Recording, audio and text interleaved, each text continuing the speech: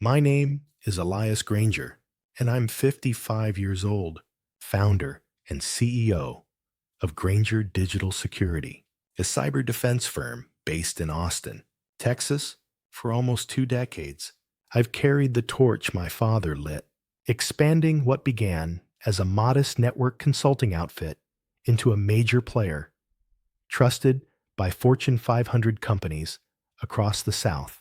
Precision, strategy, and relentless vigilance. That's how I've operated both in business and in life. I married Ivy when I was 37, believing I had found not just a life partner, but a co-architect of the empire we were building. We had 2 children, Michael, 17, and Emily, 15, who became the center of what I thought was a shared dream. Ivy embraced the role of wife to a tech magnate with grace, at least on the surface, and my father adored her. In fact, he treated her as the daughter he never had, which made what happened at his funeral all the more devastating. It was a gray October morning, the kind that drains color from everything. We buried my father at Oak Ridge Hill Cemetery, a place shaded with ancient oaks and quiet gravestones, while half of Austin's tech industry stood in dark suits, paying respect to a man who mentored them all. As the last shovel of dirt hit the coffin, Ivy approached me with something in her hand, an envelope. Her voice was calm, controlled. "Elias," she said, "I need you to sign these." Inside the envelope were divorce papers. I didn't understand at first. I was standing next to my father's grave, the scent of fresh earth still hanging in the air, and she was asking me to legally end our marriage. "Are you serious?" I whispered. "Right now." Her eyes didn't blink. "This timing is necessary," she replied. "Your father's will names me as the surviving daughter-in-law, and my attorney believes that transfers are enforceable immediately." Then came the real blow. Michael and Emily appeared behind her. Michael, stiff-jawed and distant, said, "We've made our decision, Dad. We're moving in with Mom and Arthur." And just like that, the name that shouldn't have been there, Arthur, slid into the moment like a dagger between ribs. Arthur Carter, my COO of 7 years, the man I brought in after our Series B expansion, my supposed business partner, my trusted second in command. He understands us better. Emily added, refusing to look at me. They didn't just choose sides. They'd been prepped to stand in opposition. I didn't yell. I didn't flinch. I watched, recorded the moment in my mind like a snapshot in high definition. Because this wasn't rage. It was something colder, sharper. I run one of the best cybersecurity firms in the country. I live in a world of firewalls, risk models, and attack vectors. Betrayal, when it happens, has fingerprints, small, digital clues that accumulate. And Ivy's pattern had shifted months ago. She became secretive, protecting her phone like a government asset. Her work hours stopped aligning with reality. Calendar entries showed late meetings, but her office assistant casually mentioned she'd been gone since lunch. Unexplained restaurant charges, hotel receipts that didn't match business trips. Still, I might have chalked it up to marital drift if not for Arthur. Arthur had begun asking too many questions about our trust structure, family-held real estate, legacy accounts set up by my father. "You ever think about diversifying those Austin properties your dad bought in the early 2000s?" he'd ask. Or, "What percentage of voting shares does the family trust actually control?" At the time, I played dumb, but I made mental notes. When our IT audit team discovered off-hours access to our financial backend using Arthur's login, I knew something was coming. That's when I hired Marcus Webb, a former Department of Homeland Security cyber investigator turned private PI. Within 10 days, Marcus handed me everything I needed. Photos of Ivy and Arthur entering the Crescent Suites on 5th Street. Records of them meeting with a probate attorney named Victoria Langford. notorious in Texas for reshaping inheritance law in blended families. What they were planning wasn't just infidelity, it was strategic dismantling. If Ivy could establish herself as the legal guardian of Michael and Emily and use Dad's will as leverage, and if Arthur gained financial power through a joint asset agreement or a shell consulting firm, they could attempt to remove me not only from my own home, but from my own company. But I hadn't spent my life building security systems to be taken down by my own people. I began countermeasures. I migrated sensitive accounts to new digital safes, revoked old admin credentials, moved family assets into blind trusts. With oversight, Ivy couldn't legally touch. I put monitoring systems in place, digital tripwires that would alert me to any unauthorized financial movement. And I waited. The hardest part was pretending. Sitting at dinner, as Ivy smiled over a salad she didn't cook, while my children recited talking points that didn't sound like them. I had to nod and smile and ask about their days, knowing full well what was coming. But cybersecurity is a long game. You don't intercept a threat until you're ready to expose it. 4 days after the funeral, on Monday morning, I was reviewing our quarterly earnings when Janet Kim, our CFO, knocked on my door with a file and a look that said everything. Elias, a tosal. 3 million wire transfer was authorized over the weekend to a Cayman Islands firm, Pacific Strategic Consulting. The digital signature was Arthur's. I didn't need to look at the report. I'd already seen the alert. Freeze all outgoing wires over $50,000 and alert the bank. I told her, do not inform Arthur yet. At 10:13 a.m., Arthur stormed into my office. Why are our banking systems locked up? He demanded. I've got a client contract that needs immediate funding. I tilted my head. To the Caymans? For which client? His face went gray. It's a project expansion, he said. We've discussed this. I smiled thinly. We haven't. And the client you're referencing, Henderson Industries, is based in Arizona. Why would they need financial services routed offshore? He turned, silent, and walked out. That afternoon, I called my attorney, Patricia Morrison. It's time, I said. Open the vault. Patricia didn't hesitate. Within 24 hours of our call, she had filed an emergency injunction in Travis County, freezing all joint assets and placing Ivy's financial activities under court-supervised review.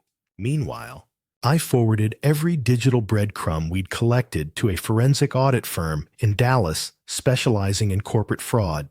They called me an hour into their preliminary scan.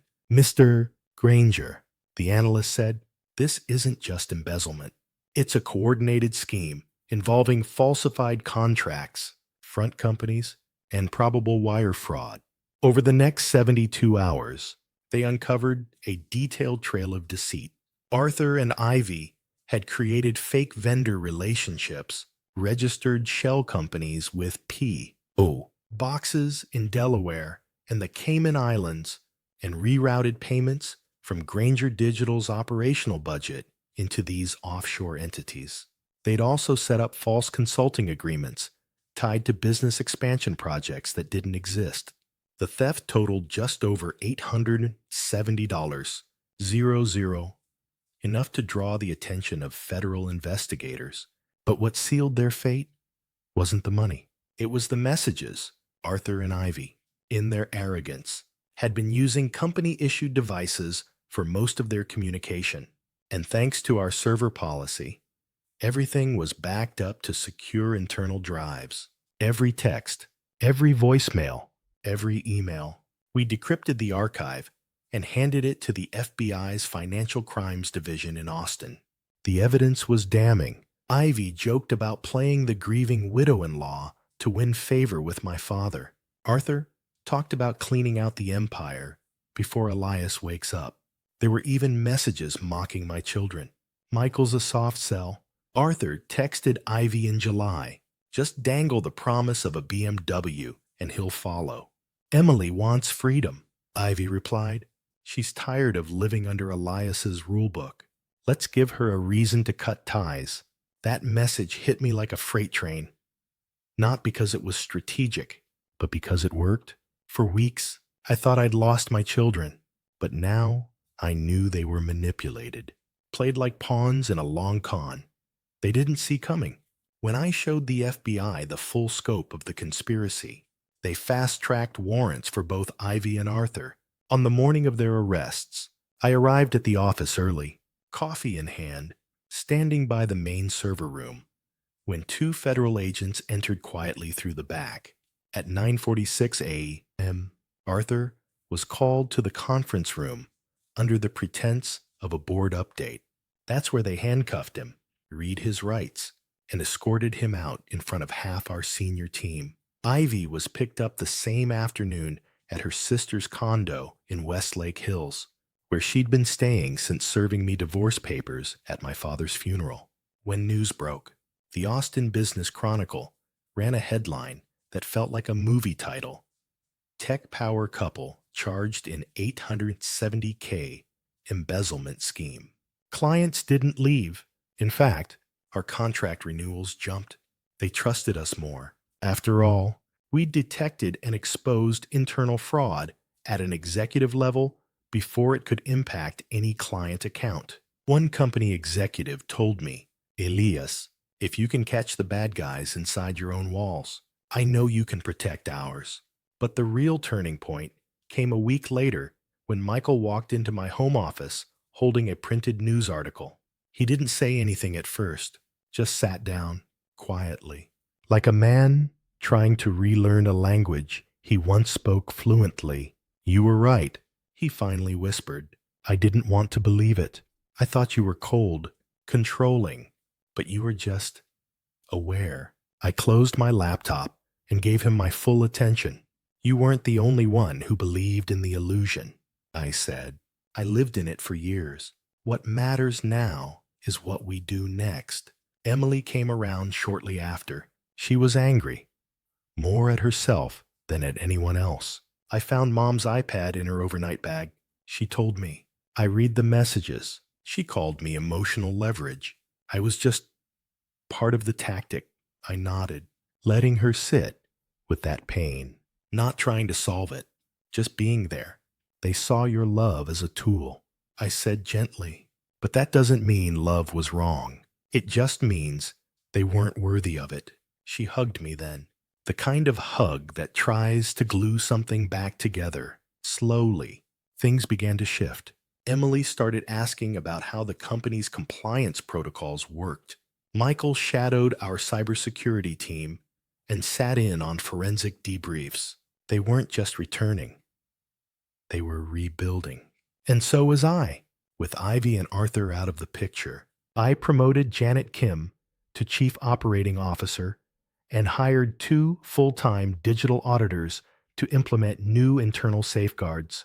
We rewrote our executive access policies, created a rotating key system for sensitive data, and began hosting security seminars for other companies on detecting internal threats. The story of our breach became a powerful case study, not of failure, but of resilience. That winter, I stood in front of 400 professionals at a tech summit in Dallas, telling the story not of revenge, but of vigilance.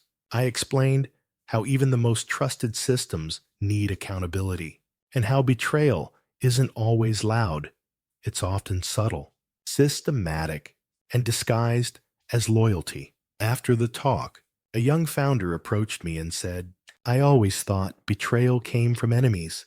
I didn't realize it could come from people you eat dinner with." I smiled. "That's why you build systems that don't require trust, just proof." 6 months later, Ivy and Arthur were convicted in federal court. Arthur received 4 years in prison and a $900 reserve restitution order. Ivy was sentenced to 3 years and barred from receiving any inheritance due to financial elder abuse. Another detail my legal team ensured was enforced through probate court. The house she thought she'd inherit was returned to the Granger family trust. The cars, repossessed. Her frozen accounts couldn't even cover her legal fees. Last I heard, she was renting a room above a strip mall nail salon outside of Waco. Arthur fared worse. His Stanford MBA credentials were stripped when the conviction hit federal records. No reputable firm would touch him. He was last seen selling insurance door to door in Spokane, trying to explain away his past like it was a bad investment instead of a criminal choice. As for me, I didn't feel joy. I felt alignment. Justice had landed exactly where it needed to.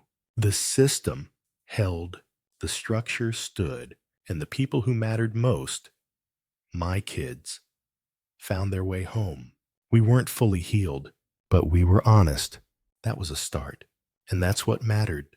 3 months after the sentencing, Granger Digital Security looked nothing like the company it had been the year before. Not because the brand had changed, but because the people inside it had grown sharper, hungrier, and more aligned with the values we'd nearly lost. Our experience became more than a private tragedy. It became a case study, a framework for resilience in the face of betrayal. And our story resonated throughout the cybersecurity world like a warning flare in a fog of false loyalty. Michael, who once wouldn't even make eye contact after the funeral, was now waking up early to join our threat detection team's stand-up meetings, shadowing analysts, asking questions that surprised even our senior engineers. And when he asked to intern full-time over the summer and enroll at the University of Texas to study information systems, I didn't just say yes. I handed him his grandfather's old technical manuals and told him the same thing Dad told me. Understand people first, then protect their systems. Emily, meanwhile, started sitting in on legal compliance briefings, quietly at first, but by week 3, she was taking notes and emailing clarifying questions to the team head of governance risk. It wasn't long before she declared her major, business law with a minor in ethics, and told me she intended to someday oversee the company's legal and regulatory strategy. Watching my kids discover their place, not just in my world, but in the one they wanted to help build, was more than satisfying. It was redemptive.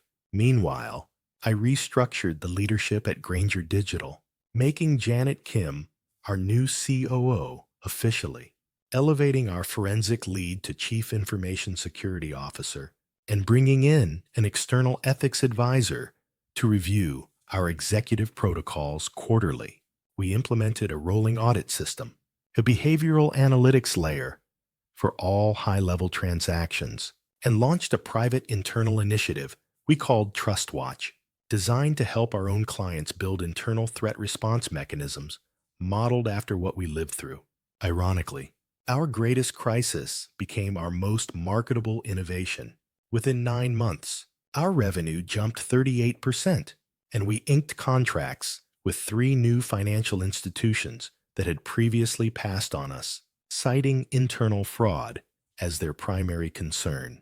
Now they saw us as experts. We didn't just secure data. We had survived what every C-suite fears: betrayal from within. I started receiving invites to speak at conferences, not just on cybersecurity, but on leadership under fire. I gave keynotes in Seattle, Atlanta, Denver. In one talk, I said, "We often teach people how to guard against external breaches, but we don't prepare them to recognize erosion from the inside. Your strongest defense isn't loyalty. It's logging, review, and quiet consistency. Don't assume alignment. Verify it." Afterward, his CFO approached me and said, "You're the only speaker who didn't talk about threat actors like they're strangers." That's what hit me hardest. I nodded, because the most dangerous breach doesn't wear a mask. It shakes your hand and calls you partner. By the end of that fiscal year, we'd not only recovered, but grown past every previous benchmark. We opened a second office in San Diego and began laying groundwork for a presence in Chicago. The team was stronger, more disciplined, and most importantly, more honest at home. Life settled into something simpler but sturdier. Michael and I started running every Saturday morning. No music, just quiet strides and check-ins about class, projects, and, eventually, leadership theory. Emily turned the guest room into a quiet study den and filled it with case law textbooks and ethics journals. One night she knocked on my door holding an article she'd annotated and said, "Can you walk me through how a trust structure protects company equity from contested claims?" I smiled. You just asked the question that saved this family. At the 1-year mark after the arrests, we hosted a company dinner. Not fancy, just a gathering in the courtyard behind our Austin office. Employees brought families, kids ran barefoot under strings of Edison lights, and I gave a toast, not about revenge or recovery, but about clarity. When you build something that matters, I told them, you will attract people who want to be near it. Not all of them for the right reasons. Our job isn't to be suspicious. It's to be accountable, even when no one's watching. That's how you protect what matters. The applause was warm, not wild. And that felt right. We weren't celebrating a battle won. We were marking a new way forward. That night, Michael handed me a folder with his latest report from the threat analysis team. Inside, it was a sticky note that read, "Integrity scales. I get it now. Thanks, Dad." Emily found me later by the water station and handed me her own note, scribbled on the back of a napkin. "Next year, I want to draft our code of ethics." I folded both messages and placed them in the inside pocket of my jacket. I didn't cry. I just breathed in the warm Texas air and let myself feel still. For the first time in months, we weren't just healing. We were building something harder to shake this time. Ivy and Arthur had believed legacy could be stolen, but they didn't understand that legacy isn't what you inherit. It's what you prove, protect, and pass forward. And that's exactly what we were doing. 3 years after Arthur and Ivy were sentenced, I received a letter from FCI Dublin, the federal correctional institution where Ivy was serving her time. It was handwritten, and the return address on the envelope told me everything before I opened it.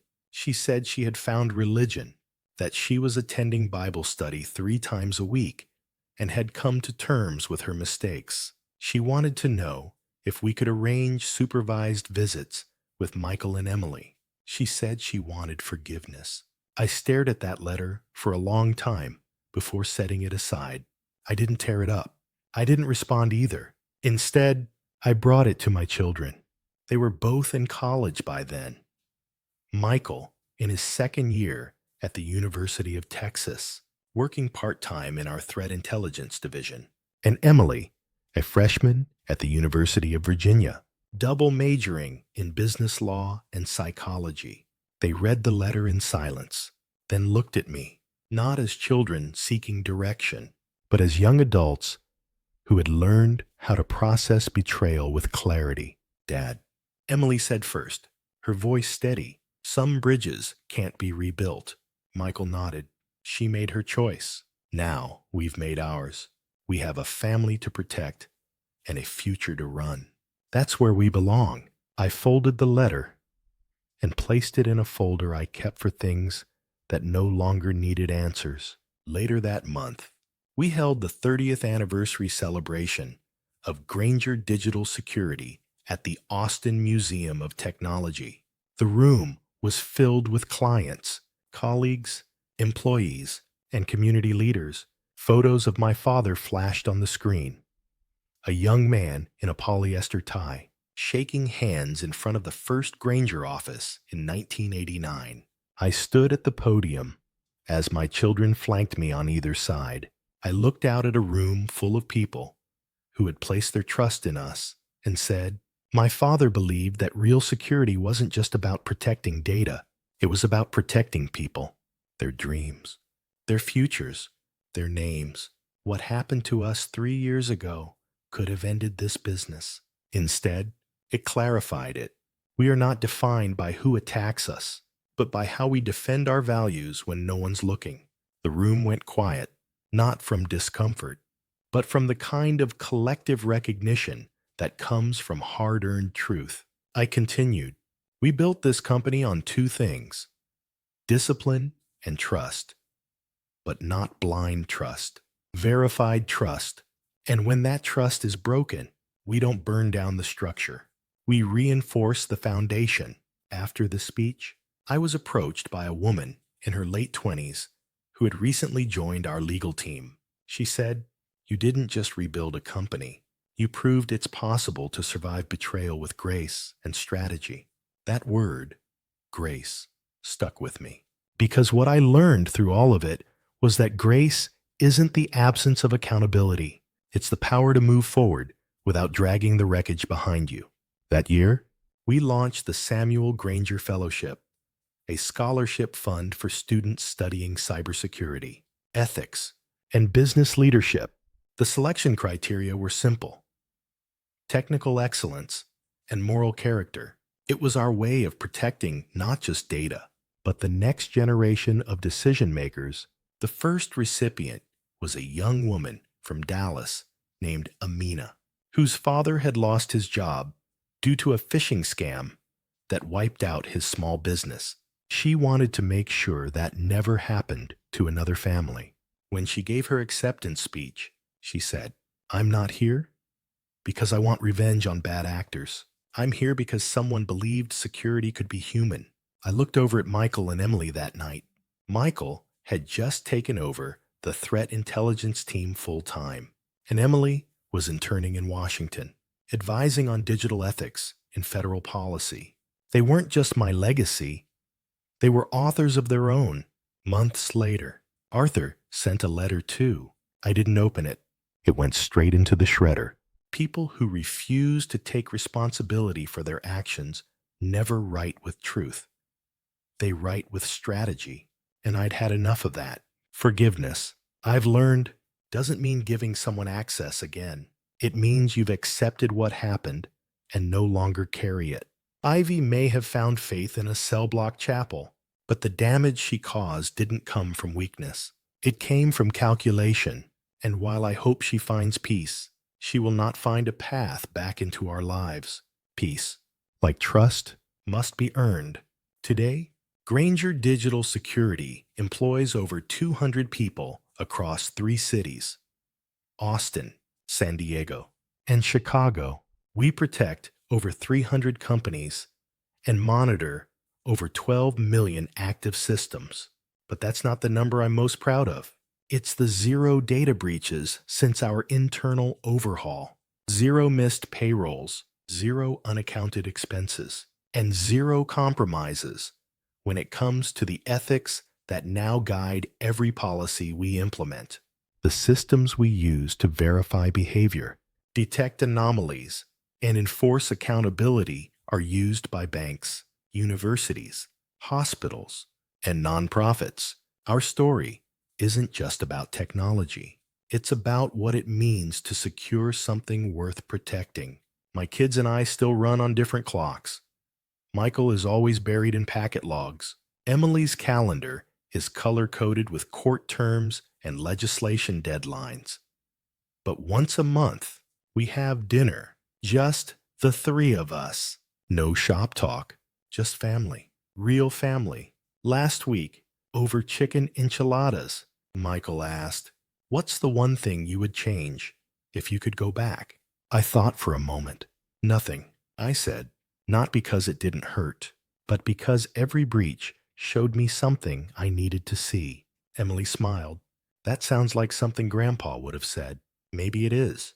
Maybe I'm just repeating a lesson he once whispered to me when I was too young to understand. That the real test of character isn't how you succeed. It's how you respond when someone tries to steal everything you've built. And that's a legacy worth defending.